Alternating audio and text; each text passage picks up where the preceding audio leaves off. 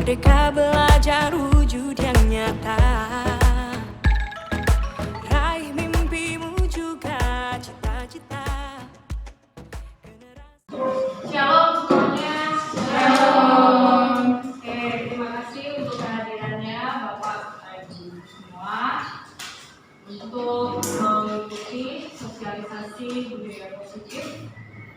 Untuk harapannya adalah untuk kemajuan sekolah komunitas. Ini yang saya dapatkan dari pendidikan guru penggerak, dan ini menjadi satu, mungkin bisa dibilang satu momentum untuk kita bisa melakukannya di sekolah ini. Ya, sebelumnya mari kita berdoa. Terima kasih Tuhan Yesus untuk pekerjaan dalam hidup kami. Kami bersyukur Bapa atas setiap hal yang boleh diberikan bagi kami, dan pada siang hari ini kami mau menerima materi Tuhan walaupun dalam keadaan lelah kami Tuhan, namun kiranya memberikan kekuatan sehingga kami boleh menyelesaikan hari ini. Terima kasih Tuhan Yesus, ke dalam tangan-Mu kami menyerahkan doa ini dalam nama Tuhan Yesus. Oke, kita buat kesepakatan langsung dulu. Kira-kira kesepakatan apa yang akan kita sepakati sepanjang sosialisasi hari ini?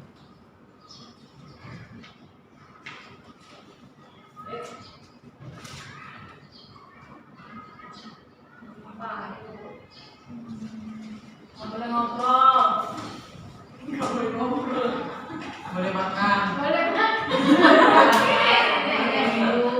Boleh minum. Nggak boleh jalan-jalan. Boleh makan dan boleh sambil makan ya. Boleh nyantai, nggak boleh tidur. Ada. Terus apa? Apa lagi? Apa lagi? Boleh makan. Ini atas asap kita kenyang ngantuk nih. Nggak boleh ngantuk. Baru sama ada. Nggak boleh tidur.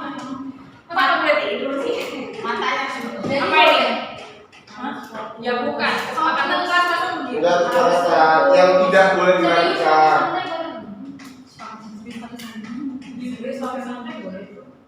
Kesalahan boleh datang. Apa sih, Mak? Maria. Apa lagi? Ada mistake orang HP. Tidak boleh bermain. HP di silent. Aduh. HP di silent. Main HP kalau ada perlunya aja. Ada perlu dari apa ini? Saya dia. Maka dia tanya. Oke, sekarang selanjutnya ya. Oke, sambil ada yang makan nggak apa-apa. Saya minta teman-teman untuk menuliskan pada secari kertas, tentu saja sesuatu yang paling berharga dalam hidup. Nyawa saya.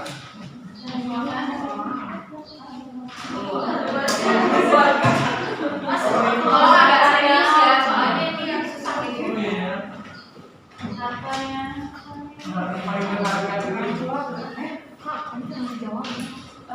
Caranya apa? Soalnya ditulisin. Soalnya Kecil aja. jawabannya aja. Satu aja ya? Satu aja. Muter aja dulu. Kecil aja, nggak usah besar. Oke. Ya.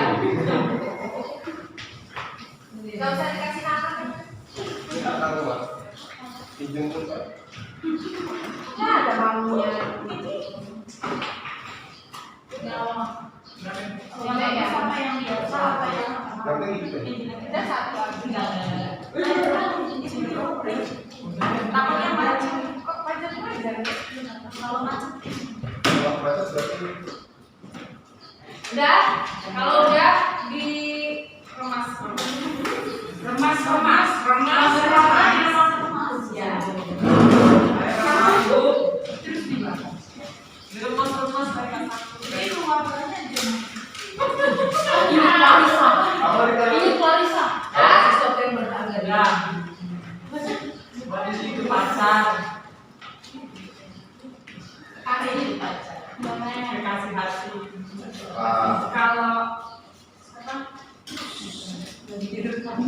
Habis panas kan? Ya. Ya? Ya. Oke, sekarang berpasangan, secara berpasangan.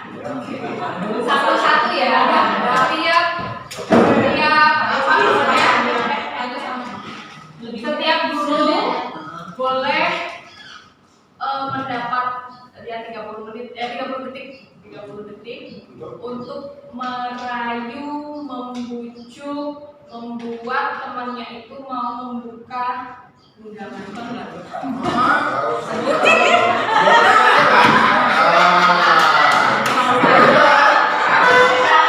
Kita orangnya mau nggak?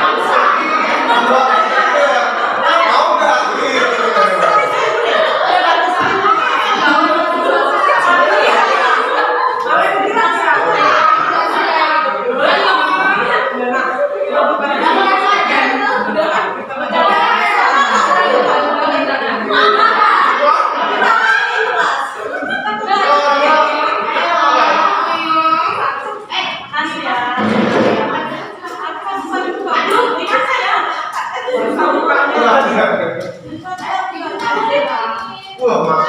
Ini yang bener nih. Oke, sekarang aku tanya sama Mrs. Novi. Mrs. Novi, ketika membuka itu, Mrs. Novi ketika dibujuk oleh Mrs. Sela, apakah langsung mau membuka genggamannya? Kami langsung tukeran memang. Kalau yang pasangan Miss Ayu dan Miss Sunda, Nanti tanya dulu ya. Ayu dulu. Kamu itu berhasil nggak? Berhasil. Ini sama ya? Sukarela. Oke, sukarela.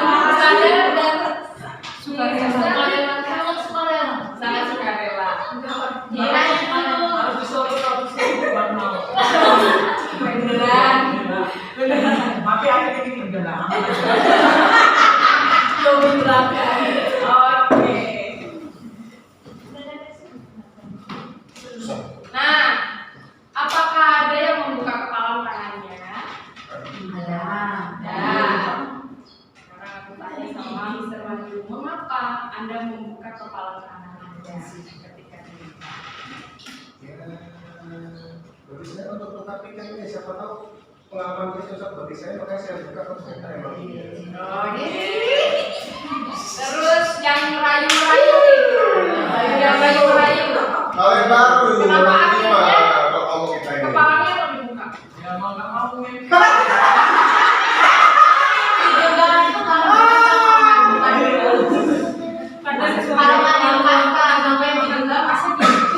Katanya kalau misalnya juga pakai asin, pakai juga pakai makanya sih filosofi di sini. Nah, dalam hal ini, menurut Bapak Ibu di sini, siapa yang sesungguhnya mempunyai kendali atau kontrol di dalam membuka atau menutup Diri kita. diri sendiri. Nah, jadi itulah yang terjadi ketika kita mau dibujuk, ya suka-suka kita. Mau dirayu seperti apa, mau dikasih uang 100.000.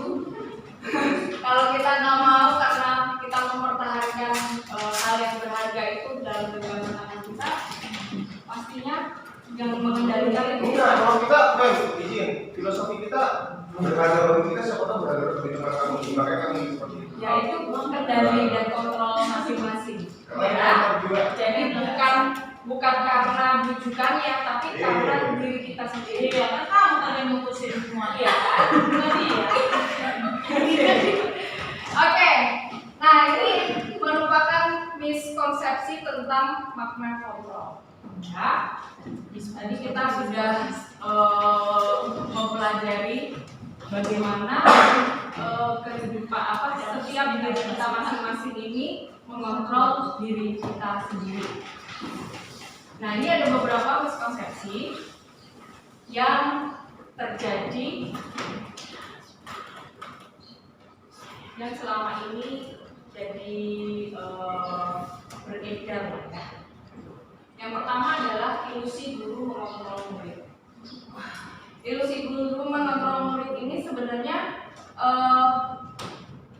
murid itu berbuat sesuatu jikalau mau melakukan atau tidak mau melakukan sesuatu. Ya, dia terlihat atau nampak mau mengikuti kita karena mungkin terdesak. Ya. Jadi ilusi guru mengontrol murid. Sebenarnya murid itu mempunyai kontrol atas dirinya sendiri. Tapi kan ini di sekolah, otomatis guru itu diikuti sama dia. Ilusi yang kedua adalah ilusi bahwa semua penguatan positif atau rujukan itu efektif dan bermanfaat. Penguatan atau rujukan itu adalah bentuk kontrol juga. Nah, segala usaha untuk mempengaruhi murid agar mengulangi perilaku tertentu adalah suatu usaha untuk mengontrol murid. Dalam jangka waktu tertentu, mungkin murid akan menyadari bahwa itu sudah nggak mempan lagi. Walaupun positif ya, tapi kayaknya udah nggak bisa lagi nih aku gitu. Kadang-kadang kita kasih rujukan di awal gitu, kayak nggak bisa lah ya, kasih rujukan awalnya mau, tapi lama-lama balik lagi. Yang ketiga adalah ilusi bahwa kritik membuat orang merasa bersalah, dapat menguatkan karakter dan memberikan kritikan seakan itu memperkuat karakter. Ya, menggunakan kritik dan rasa bersalah untuk mengontrol murid menuju pada identitas gagal. Kenapa bisa seperti itu? Karena murid itu sendiri akan merasa buruk ketika kita mengkritiknya. Kemudian yang berikutnya ilusi bahwa orang dewasa memiliki hak untuk memaksa. Nah, ini yang sering terjadi. Karena kita mempunyai power ya, kita mempunyai kekuasaan, jadi kita merasa bahwa ya kamu murid, kamu harus ikut aku. Orang dewasa, anak-anak harus mengikuti yang dewasa. Ini stimulus respon menuju ke teori kontrol. Jadi kalau stimulus respon itu kebutuhan kita itu sama, pandangannya adalah kebutuhan sama. Tapi kalau teori kontrol kebutuhan kita berbeda. Kemudian semua orang melihat hal yang sama. Untuk teori kontrol setiap orang memiliki gambaran yang berbeda. Ketika kita menyadari bahwa stimulus respon ini sudah tidak sesuai dengan zamannya lagi, kita beralih ke teori kontrol. Ya, semakin kita menyadari bahwa ternyata kita tuh mempunyai kehendak sendiri. Kalau di dalam kurikulum Merdeka kodratnya sendiri. Terus di stimulus respon kita mencoba mengubah orang agar berpandangan sama dengan kita. Kalau di teori kontrol kita berusaha memahami pandangan yang berbeda. Kemudian perilaku buruk dilihat sebagai suatu kesalahan. Teori kontrol semua perilaku memiliki tujuan. Kemudian orang lain bisa mengontrol saya, tapi teori kontrol menyatakan hanya saya yang bisa mengontrol diri saya sendiri. Kemudian stimulus respon, saya bisa mengontrol orang lain, Anda tidak bisa mengontrol orang lain kalau teori kontrolnya. Terus stimulus respon pemaksaan ada pada saat rujukan gagal. Akhirnya kita paksa karena sudah nggak mempan lagi yang tadi yang positif itu. Kemudian kalau teori kontrol kolaborasi dan konsensus menciptakan pilihan-pilihan baru. Yang terakhir adalah model berpikir menang kalah.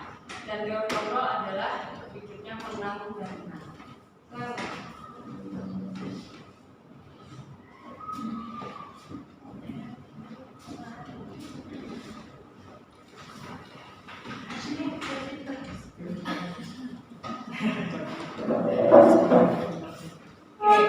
Sebagai guru kita harus dapat menciptakan budaya positif di sekolah. budaya positif tersebut dapat dijalankan dengan menerapkan konsep-konsep inti. Nah, ini yang akan kita bahas nanti. Konsep-konsep inti itu ada disiplin positif, ada motivasi perilaku manusia, ini hukuman dan penghargaan, kemudian posisi kontrol seorang guru, kemudian keyakinan sekolah, dan penerapan segitiga restitusi. Nanti di situ ada juga 5 kebutuhan dasar manusia. Yang pertama, disiplin positif. Jika kita mendengar, diskusi mendengar kata disiplin, apa yang ada di dalam sebenarnya?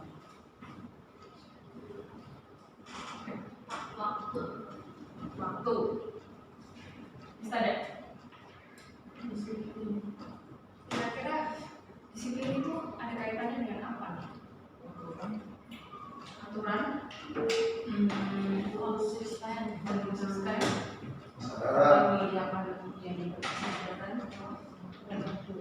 waktu, tanggung jawab. Dalam rangka menciptakan lingkungan yang positif, salah satu yang harus kita lakukan adalah disiplin. Menerapkan disiplin di sekolah kita. Nah, mungkin nanti yang menjadi langkah berikutnya adalah apakah bisa setiap peraturan-peraturan yang sudah ada di sekolah itu kita evaluasi untuk melihat mungkin kendala, kemudian melihat keefektifan dari setiap peraturan-peraturan yang ada tersebut. Bapak pendidikan kita, Ki Hajar Dewantara, menyatakan bahwa di mana ada kemerdekaan, disitulah harus ada disiplin yang kuat. Sungguh pun disiplin itu bersifat self-disiplin, yaitu kita sendiri yang mewajibkan kita dengan sekeras-kerasnya, tetapi itu sama saja, sebab jika kita tidak cakap melakukan self-disiplin, wajiblah penguasa lain mendisiplin diri kita, dan peraturan demikian itulah harus ada di dalam suasana kita. Ya. Ketika kita bicara tentang anak-anak masih butuh kita untuk mendisiplin. Tapi seefektif apakah itu disiplin yang akan kita berikan kepada anak-anak? Dalam hal ini, Ki Hajar Dewantara menyatakan bahwa untuk mencapai kemerdekaan atau dalam konteks pendidikan saat ini, untuk menciptakan murid yang merdeka, syarat utamanya adalah harus mempunyai disiplin yang kuat. Nah, disiplin yang dimaksud adalah disiplin diri yang memiliki motivasi internal. Nah, nanti kita akan kupas lagi tentang motivasi internal. Jika kita tidak memiliki motivasi internal, maka kita memerlukan pihak lain untuk mendisiplin kita atau memberikan motivasi eksternal karena berasal dari luar, bukan dari diri sendiri. Disiplin positif, seseorang yang memiliki disiplin diri berarti mereka bisa bertanggung jawab terhadap apa yang dilakukannya karena mereka mendasarkan tindakan mereka pada nilai-nilai kebajikan universal. Nilai-nilai kebajikan universal itu ada bermacam-macam nilai, menghormati sesama, kemudian yang profil pelajar Pancasila itu semuanya termasuk dalam nilai-nilai kebajikan universal. Tujuan dari disiplin positif adalah menanamkan motivasi untuk menjadi orang yang mereka inginkan dan menghargai diri sendiri dengan nilai-nilai yang mereka percaya. Jadi adanya disiplin itu justru untuk menghargai diri sendiri. Ya, sebagai pendidik tujuan kita adalah menciptakan anak-anak yang memiliki disiplin diri sehingga mereka bisa berperilaku dan mengacu pada nilai-nilai kebajikan universal dan memiliki motivasi intrinsik bukan ekstrinsik. Nah, ini menurut Diane, disiplin itu artinya belajar. Kata disiplin juga sama dengan disciple. Disciple itu murid.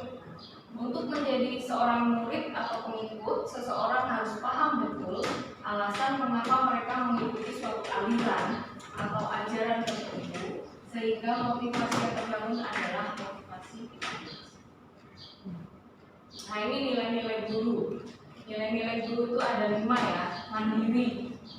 Mandiri itu berarti kita tanpa diminta, tanpa disuruh, kita sudah tahu sendiri apakah dalam hal mengerjakan perangkat, apakah dalam hal menyusun bahan ajar dan lain sebagainya. Jadi kita misalnya mengerjakan PMM tanpa disuruh pun kita sudah bisa mandiri, buka sendiri, melihat Merdeka Mengajar dan lain sebagainya, mencari bahan-bahan dari Kemdikbud dan lain sebagainya. Nah, itu mandiri. Yang kedua adalah kolaboratif. Kolaboratif ini pasti hubungannya dengan kerjasama. Nah, kerjasama antara sesama guru. Misalnya teman-teman di sini butuh untuk meminta teman yang lainnya evaluasi dalam pembelajaran. Bisa minta, misalnya Miss Maria dengan Miss Restu, Miss Maria tolong lihatin aku sih saat mengajar, nanti kurangnya apa. Itu juga merupakan kolaborasi, sehingga meningkatkan kemampuan dan kualitas masing-masing dari kita. Ya. Kemudian inovatif, yang sudah jelas pembelajaran kita harus berinovasi. Kemudian berpihak pada murid. Berpihak pada murid itu bukan berarti anak-anak salah terus dibelain, bukan. Tapi berpihak pada murid itu adalah intinya menuntun setiap anak-anak ini sesuai dengan kodrat zaman dan kodrat alamnya. Nah, kodrat alam itu berhubungan dengan di mana dia tinggal, ya, seperti apa keluarganya. Bukan mungkin ya, pasti berbeda orang yang anak pembisnis dengan tani, nelayan. Pola pikirnya pun akan berbeda. Nah, itu yang harus kita fokuskan. Ya. Kemudian reflektif ini berarti kita bisa membaca diri kita sendiri ketika kita melakukan tugas dan tanggung jawab kita. Misalnya mengajar, ya, kita merefleksi hari ini aku mengajarnya seperti apa. Apakah aku ada kesulitan, ataukah tidak ada kesulitan, ada yang menyenangkan atau tidak, perasaannya bagaimana, apakah ketika mengajar itu ada marah-marahnya, seharusnya seperti apa. Nah, itu refleksi. Nah, nilai-nilai kebajikan yang seperti saya sampaikan tadi, sebenarnya ada banyak nilai-nilai kebajikan universal. Tapi di institusi-institusi itu pasti sudah mempunyai pegangan mereka sendiri-sendiri. Jadi nggak semua nilai-nilai itu diterapkan ya, tapi memilih. Nah, salah satunya dalam kurikulum Merdeka itu adalah profil pelajar Pancasila. Masih ingat nggak? Nyanyi. Pancasila berdiri dan berdampak pada Tuhan yang Esa, yang berawal mulia, berkebinekaan global, gotong royong mandiri, kreatif dan bernalar kritis. Terima kasih. Oke, Kita masuk ke motivasi perilaku manusia. Motivasi perilaku manusia. Nah, ini yang saya sampaikan tadi tentang motivasi eksternal dan motivasi internal.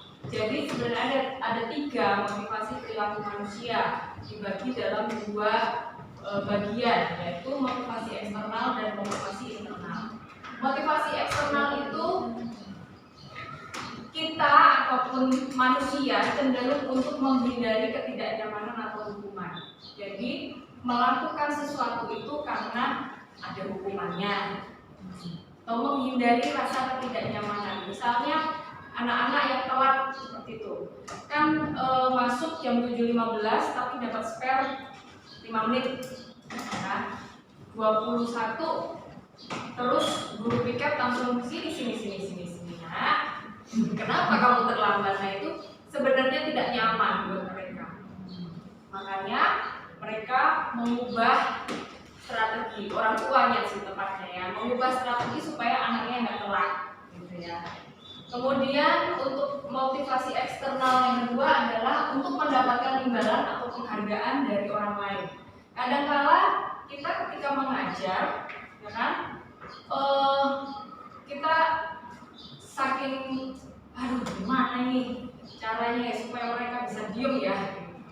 Akhirnya yang bisa diem 10 menit mem tambahin nilai nilai sikapnya, nilai perilakunya 10 gitu misalnya. Jadi sudah menjanjikan sesuatu, jadi mau nggak mau mereka gitu.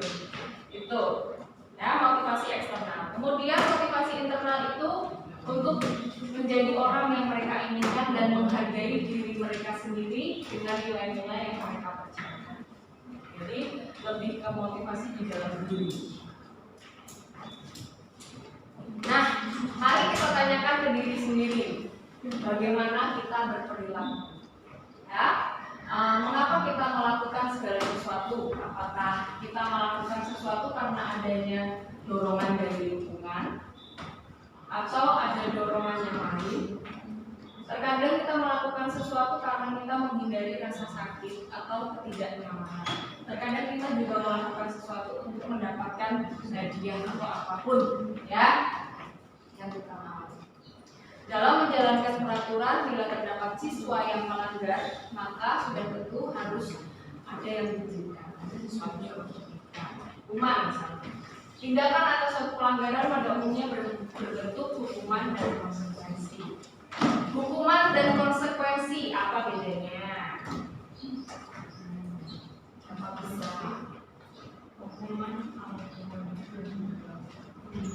Hukuman dan konsekuensi. Apa bedanya? Kata-katanya yang satu K, yang satu K. Apa ya? Hukuman dan konsekuensi. Apa bedanya? Konsekuensi. Hukuman itu bagian dari konsekuensi.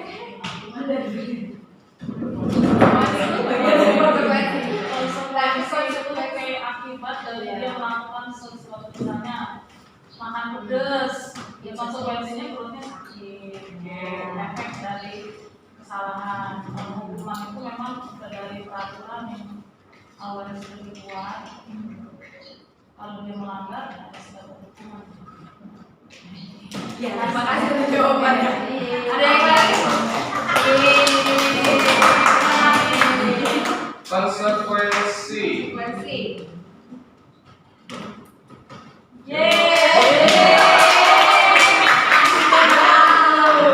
Jangan bikin aku susah ya ngitipnya. Enggak. Kalau menurut saya konsekuensi itu ketika dia nggak masih tahu tapi dia tahu ujungnya apa. Maksudnya, iya. Saya melakukan ini, konsekuensi saya sudah paham, tapi saya tetap lakukan. Oke. Kalau hukuman itu dia kan terkadang dia melawan tapi dia tahu hukumannya apa, tapi terus dan tidak teruskan. Jadi konsep saya seperti itu. Kalau konsekuensi dia tuh sudah sadar apa yang akan didapat, yang akan didapat, tapi dia tetap melakukan. Tapi kalau hukuman itu bisa dibuat setelah dia melakukan itu juga. Konsekuensi apa? Konsekuensi akibat atau pengaruh dari sebuah tindakan. Kalau Googling itu. Iya. Aku tambah kayak juga. Aku tambah kayak juga.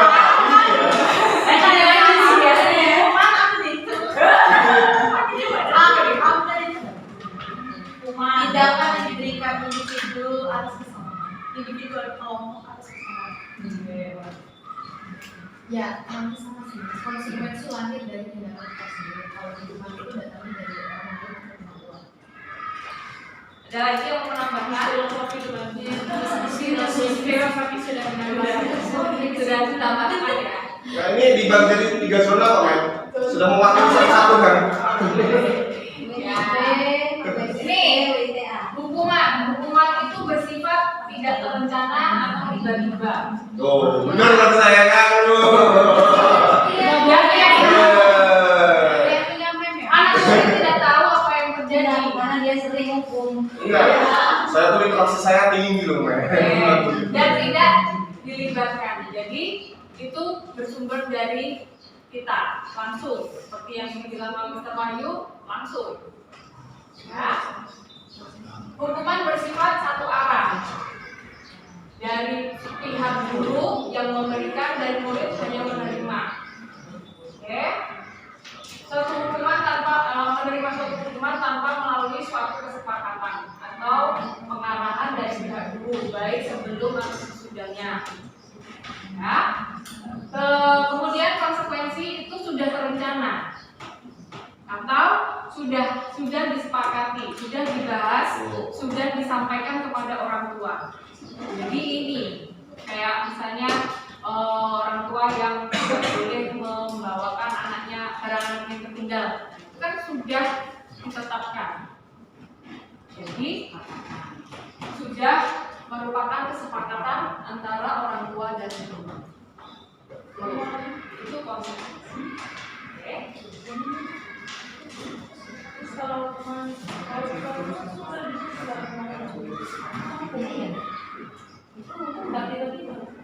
sebenarnya kalau misalnya kalau itu kan rules ya, kan itu ada undang-undangnya dan itu sudah disepakati. Dia juga tidak ini nih. Kamu mau nggak hukumannya gini? Dia kayak sesuatu maksa kalau hukuman. Kalau bagi saya ya.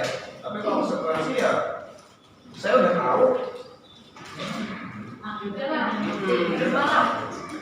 Akibatnya. Oke, namun untuk mendukung terciptanya motivasi internal, kita harus mulai menghindari pemberian hukuman ataupun bahkan penghargaan. Nanti saya akan mengulas lebih lagi penghargaan itu bisa menjadi sebuah hukuman. Apa yang terjadi nanti ya. Nah, ini kebutuhan dasar manusia. Ada 5 kebutuhan dasar manusia. Oke, yang pertama adalah bertahan hidup. Bertahan hidup, kira-kira apa itu? Hubungannya dengan apa itu? Sandang tangan papa. Oke, sip. Ada lagi? Ya, aku mau ini kan ya. Kalau secara fisiologis itu seperti kesehatan, rumah, makanan. Kemudian yang secara biologis itu proses reproduksi, itu termasuk Kebutuhan. ya termasuk bertahan hidup. Kemudian psikologis itu meliputi perasaan yang aman. Maksudnya kan reproduksi mereka akan bertahan di keluarganya. Saya udah paham, cuma ngejok saja loh. Cuma ngejok saja. Kemudian ada kebutuhan dasar manusia berupa kasih sayang dan rasa aman. Ini sudah pasti paham ya teman-teman. Setiap kita itu mempunyai kebutuhan dasar. 5 kebutuhan dasar ini. Tadi bertahan hidup, kemudian kasih sayang dan rasa diterima.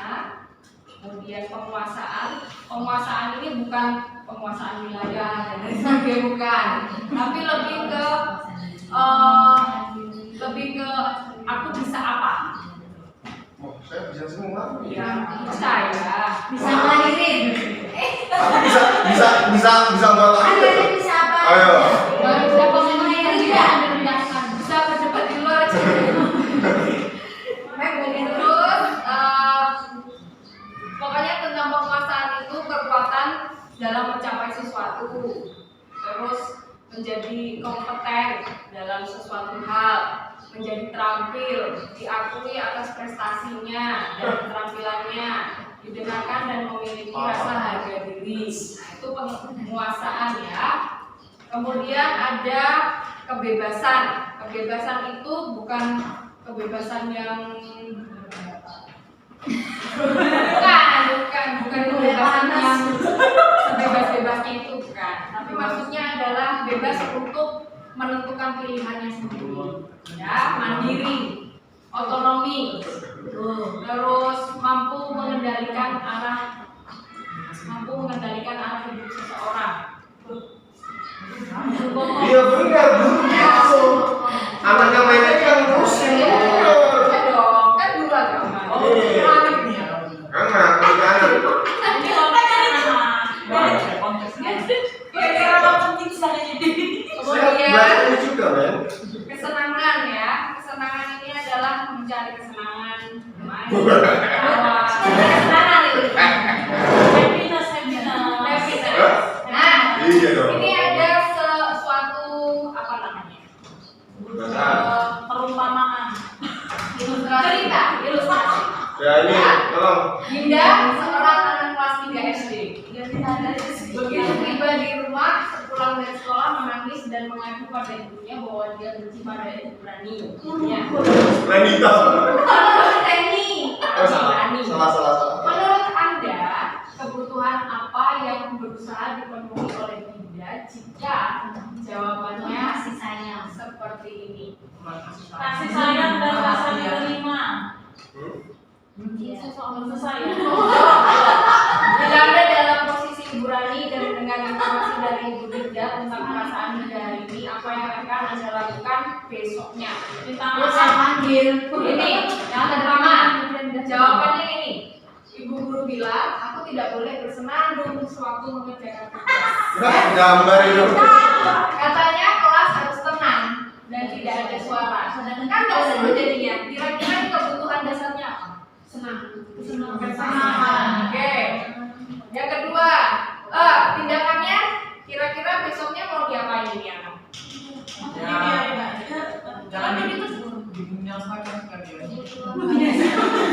Kebetulan kesenangan. Mungkin Kalau kebebasan masuk kan? Kebebasan belum. Belum. Tapi karena kelas dan aturan, jadi tugas loh, anggap aja ulangan, masa tulis. Bisa kan bebas terus dulu. Dengan luas, sekolah ada peraturan, nggak boleh terlalu bebas. gimana? Tadi ada dapat pilihannya. Hah? Tadi pilihannya dapat. Boleh bebas gimana? Katanya kelas harus kan nanti bersuara kan bisa gitu. Biar rajin lingkaran. Kalimatnya gimana? Pertanyaannya? Kesenangan. Kalau Dinda jawabnya, Kebutuhan apa yang dibutuhkan Dinda? ya kebutuhan dasar. Kebutuhannya, kebutuhan dasarnya. Dasarnya. Kebutuhan dasar yang kenapa dia melakukan seperti itu? Dia butuh apa sebenarnya kita? Entah pengakuan, entah kasih sayang, entah Ya, kasih iya. sayang. Biasa dikasih main ya, Mem. Iya. Tadi kesenangan udah. Masalahnya tuh perhatian. Iya, karena dia melakukan itu karena kurang apa sih? Perhatian. Itu maksudnya kan. Kesenangan. Kan dia senang bersenandung, dia kan senandung dia lagi enjoy, Iya, menikmati. Atau mungkin dia bersenang mencari perhatian, Iya, kasih saya. sayang. Masih luas kan, makanya tadi nggak terlalu sakit. Oke. Hmm. Coba tanya mamanya Dinda. Nanti saya tanyakan. Bukannya mamanya Dinda. Ya siap. Oke, kalau jawabannya ibu guru tidak menyapa aku hari ini padahal aku pakai jepit rambut baru.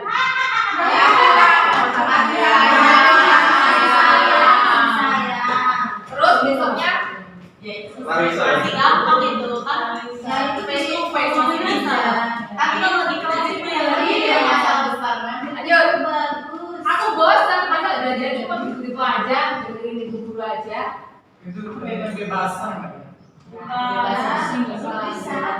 Bebas. Bebas untuk Terus kira-kira tindakannya apa? Berubah lah pokoknya itu aja. Bisa Dan dia pembelajaran biasa aja kan bilang berubahnya. Tapi kok saya Ini kayaknya penguasaan gak sih dia pengen bisa sesuatu yang baru gitu. yang mana sih? Enggak. Oh. Nggak pengen sesuatu dia cuma merasa bosan. Kebebasan.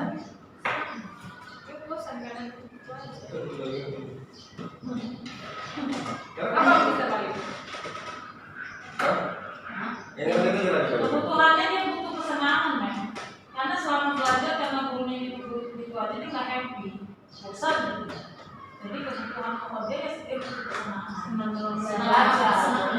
itu sih filosofi saya. Kamu jangan ketawa Saya mau pasti terakhir.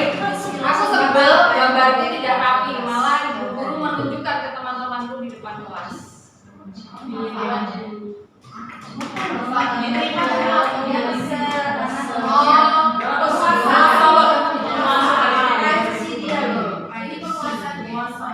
Kalau dia gambarnya bagus, dia seneng aja ditunjukin di depan kelas. Tapi karena dia nggak mau ngasih gambar itu yang sangat bagus, dia Kesel.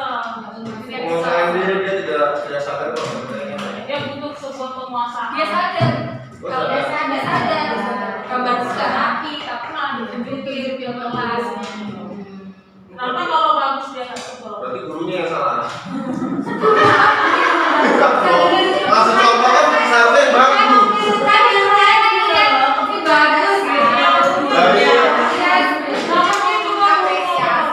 Orang jelek kok dikasih tahu. Oh, jawabannya udah Kebutuhannya yang pertama kesenangan, yang kedua kasih sayang, yang ketiga kebebasan, yang keempat penguasaan.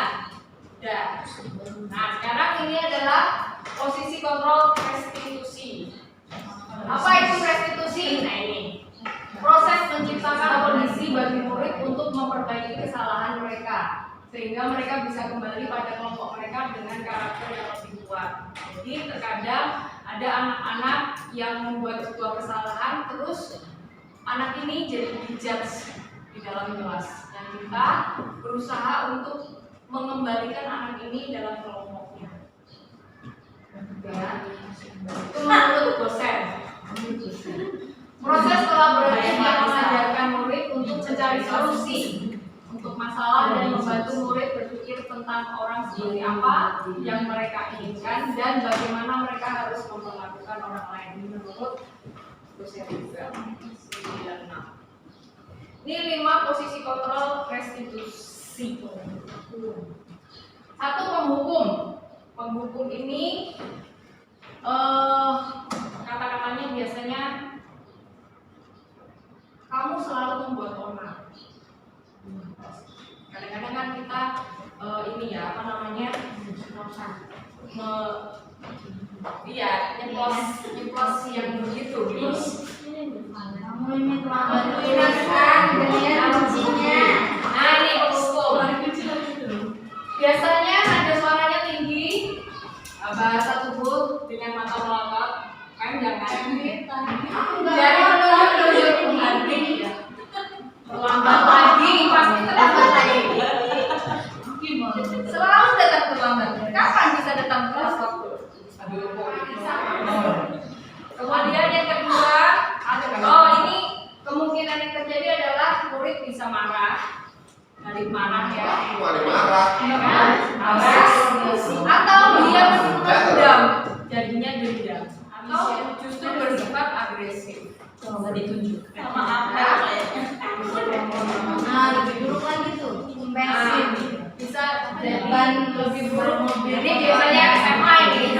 Saya mampu. Saya mampu. Pernah SMA ya. Fisika. Bermotor. Yang kedua adalah membuat merasa bersalah. Nada suara memelas, halus, sedih, merapat, terus mendekat pada siswanya. Sedih. Kamu bagaimana? Kamu sudah berjanji dengan ibu tidak akan terlambat lagi. Kamu kenapa ya senang sekali mengecewakan ibu?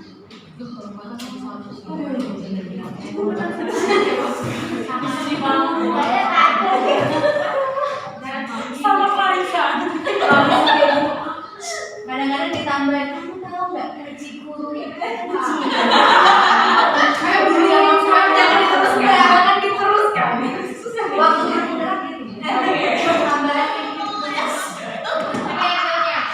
itu tambahan bersalah. Bersalah karena sudah mengecewakan guru. Kadang-kadang kita juga bilang, aku sih dulu ya ngomongnya gini, kamu nggak mikir apa mamamu dan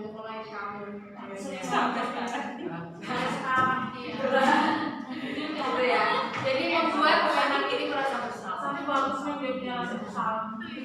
Bagus sih.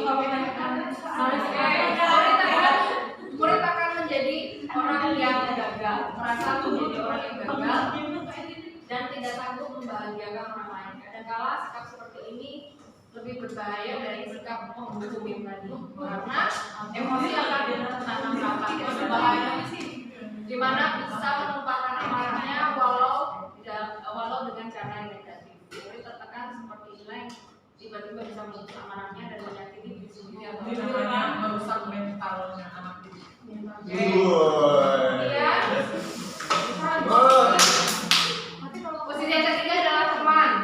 Ya, ada suaranya ramah, akrab, bercanda.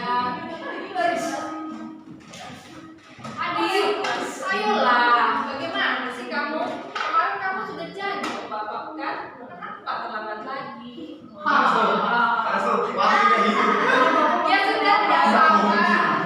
Duduk dulu sana. Nanti Pak Guru bantu kamu. Pak Guru bantu. Ini. Ini Jawa Solo ini. Orang Jawa Solo. Saya Jawa Solo kan. Dan dulu juga. Hasilnya akan merasa senang dan akrab dengan guru. Ya, ini termasuk dampak yang positif. Hanya saja di sisi negatifnya murid menjadi tergantung pada guru tersebut. Bila ada masalah, dia merasa bisa mengandalkan guru tersebut untuk membantunya. Akibat lain dari posisi teman, Adi hanya akan berbuat sesuatu bila yang menyuruhnya adalah guru tersebut. Kalau yang lainnya dia nggak mau. Dan belum tentu berlaku dengan guru yang lain. Posisi yang keempat adalah sebagai pemantau. Ini intinya adalah berdasarkan dengan peraturan yang ada, berdasarkan dengan pengalaman yang ada. Ya, ada suara dasar oh, kami selalu Kita tahu. itu nggak datang. Jadi kamu tahu nggak konsekuensinya? Kamu tahu nggak peraturannya? Contoh dari persebuahan. Hasilnya adalah murid memahami konsekuensinya. Jadi harus dijalankan karena melanggar suatu aturan. Contoh dari persebuahan. Oke, terus yang terakhir adalah manajer. Nada suara tulus, bahasa tubuh tidak kaku dan mendekat ke murid. Tadi apa yang manajer adalah manajer.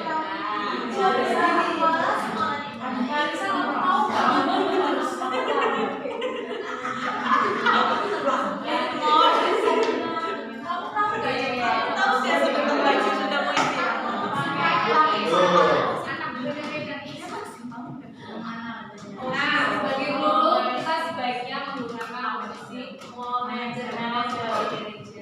Nah, posisi control manager ini kadang-kadang bisa berubah jadi teman dan pemantau. Jadi tidak selalu ya itu tadi tapi bisa kembali seperti teman atau sebagai pemantau. Jadi kita mencoba untuk menghindari sebagai penghukum. Ya. Itu udah yang paling ujung nanti kalau memang udah nggak sanggup lagi kita.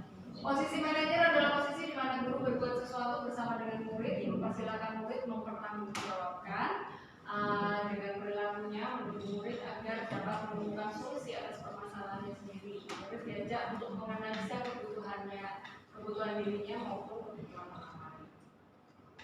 Nah, ini keyakinan sekolah. Keyakinan sekolah ini merupakan kesepakatan. Ya, jadi ada keyakinan, ada peraturan ini diubah menjadi kalimat. Peraturan kan bisa tidak boleh buang sampah sembarangan, dilarang ribut misalnya. Tapi itu nanti diubah menjadi kalimat yang positif. Buanglah sampah pada tempatnya, terus berjalan saat di dalam kelas misalnya, terus itu kayak kalau di kelas itu dilarang ngobrol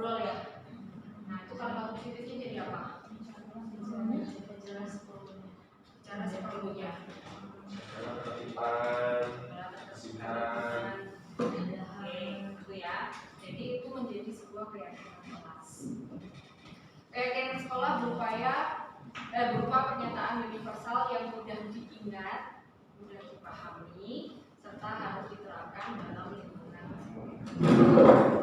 Nah, ini ada segitiga restitusi ya. Yang pertama adalah menstabilkan identitas. Menstabilkan identitas itu bahwa setiap kita itu bisa melakukan kesalahan. Jadi anak-anak maupun kita sendiri itu bisa berbuat sesuatu yang salah. Bisa, nggak apa-apa berbuat sesuatu yang salah, itu nggak apa-apa, salah. Nah, itu menstabilkan menstabilkan identitas. Kemudian validasi tindakan yang salah. Validasi tindakan salah berarti kita memberitahukan, menanyakan kepada anak ini apa alasannya dia melakukan seperti itu. Kenapa kok kamu sampai pukul? Kadang-kadang kita bertindak pokoknya dengar dari temannya ini pukul ini cukup dari satu pihak. Nah, ini perlu ditanyakan ada apa sebenarnya, alasannya kenapa. Mungkin itu tadi anak ini mendendam, ada yang seperti itu, yang kasus dulu baru bisa terlampiaskan saat di kelas berapa. Nah, ini yang perlu kita ketahui. Kemudian menanyakan keyakinan. Menanyakan keyakinan ini berarti berhubungan dengan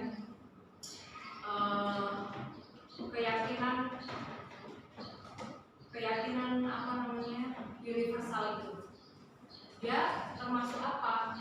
Kalau dia memukul temannya itu termasuk keyakinan yang mana? Keyakinan menghormati sesama dan menghormati diri sendiri. Nah, misalnya itu berhubungan dengan berantem.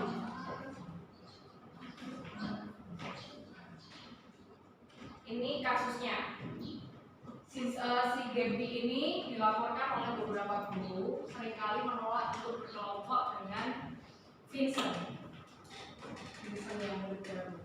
Nah, dia menunjukkan ekspresi kekecewaannya mungkin dengan ya. Kemudian saya tanya ke Gaby, ini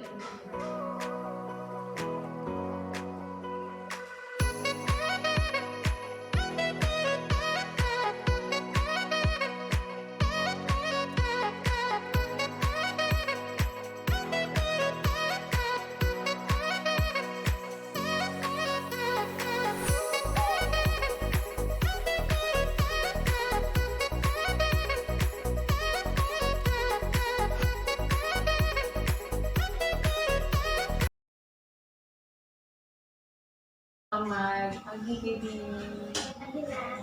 Gaby mau dengar dari guru kamu sering udah berkelompok ya dengan Vincent. Iya, Mem.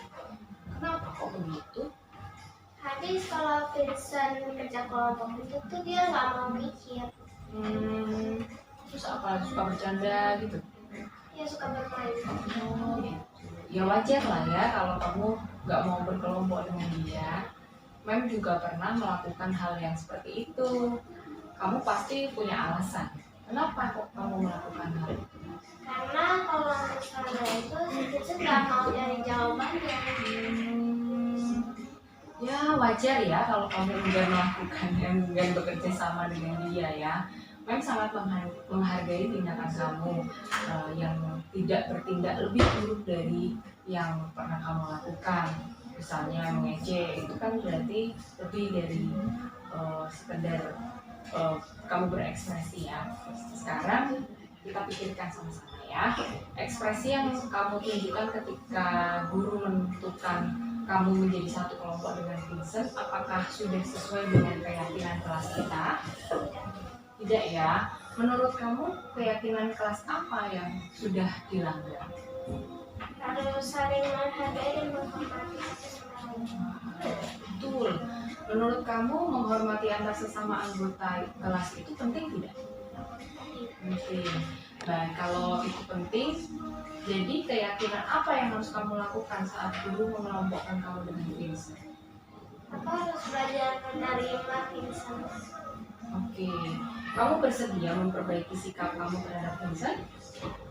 Apa yang akan kamu lakukan untuk memperbaikinya? Ya, aku akan membantu dia. Dan bekerja sama ya? Oke, good.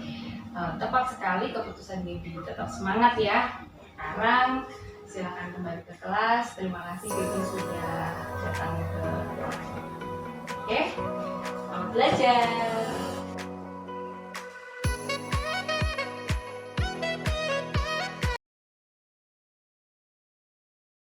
Nadine, Risil, Naomi, kemarin mendengar dari Mr. Wahyu kalau kalian telah merusakkan ayunan yang ada di playground ya.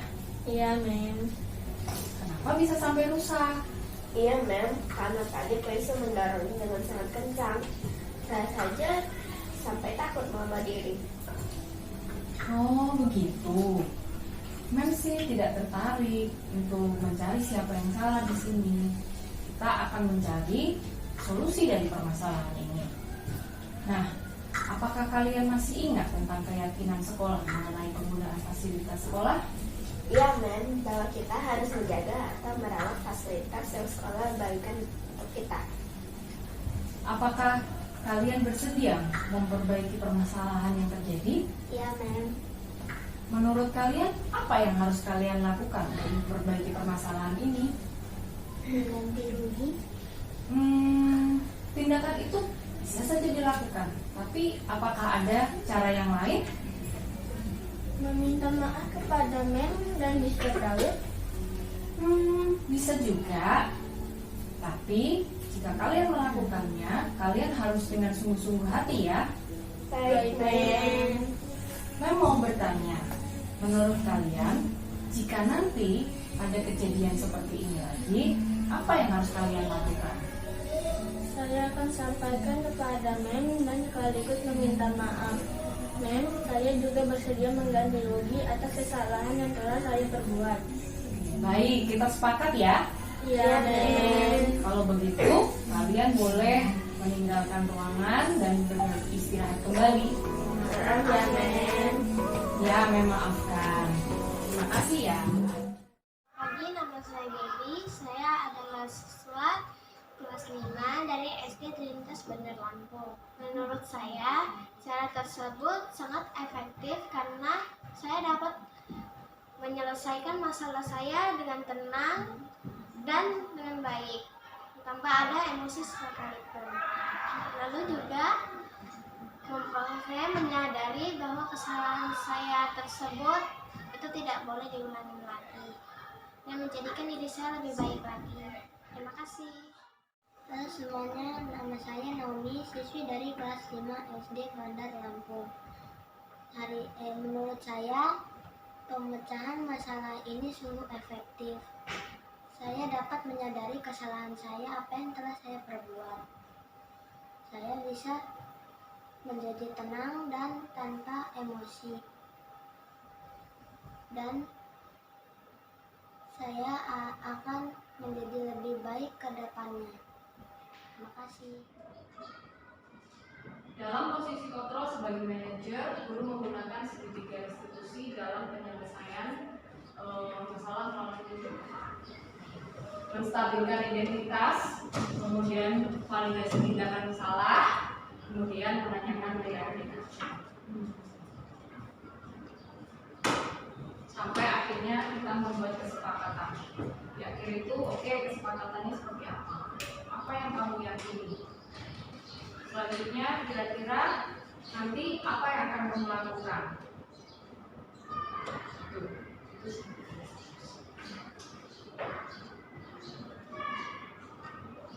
Itu teman-teman sharing saya pada siang hari ini.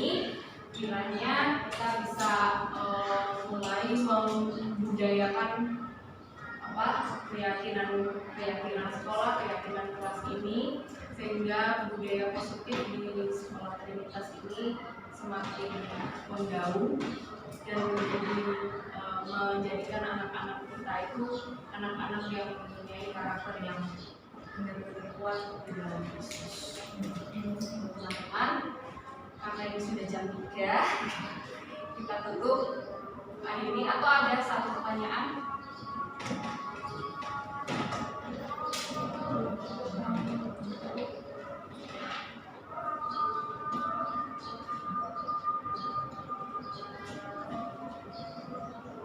Oke, kalau begitu kita tutup sosialisasi pada hari ini dalam doa. Mari kita berdoa. Terima kasih Tuhan Yesus untuk kesempatan yang Kau berikan bagi kami. Bapa atas berkat dan kesehatan yang beri kami, sehingga kami boleh menyelesaikan sosialisasi hari ini dengan positif dan selamat. Kiranya Tuhan kami dapat terus meyakini Tuhan bahwa segala budaya positif yang akan kami terapkan dalam ini semakin memberikan Ayo memilih apa yang kau suka. dan membawa anak-anak Merdeka belajar wujud yang nyata. Raih mimpimu juga cita-cita.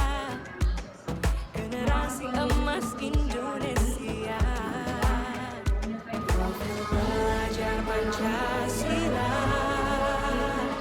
Tanamkan di dalam darah. Profil pelajar Pancasila. Cerdas berkarakter itu kita.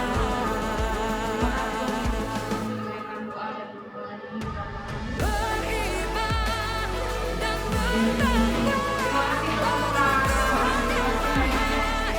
Saya Renita Devini Kamelani, guru SD Trinitas Bandar Lampung. Menurut saya, keyakinan kelas sangatlah penting dibuat oleh guru beserta peserta didiknya demi terwujudnya pembiasaan-pembiasaan dari nilai-nilai kebajikan dalam setiap pembelajaran. Mari kita wujudkan budaya positif di kelas dan sekolah melalui kegiatan membuat keyakinan kelas. Halo, saya Novita Sari Simarmata. Saya guru di SD Trinitas. Setelah saya mengikuti sosialisasi tentang budaya positif di sekolah, menurut saya keyakinan kelas sangatlah penting dibuat oleh guru dan peserta didik agar terciptanya dan terwujudnya pembiasaan-pembiasaan nilai-nilai kebajikan dalam pembelajaran. Mari kita wujudkan budaya positif di kelas dan sekolah melalui kegiatan pembuatan keyakinan kelas. Semangat!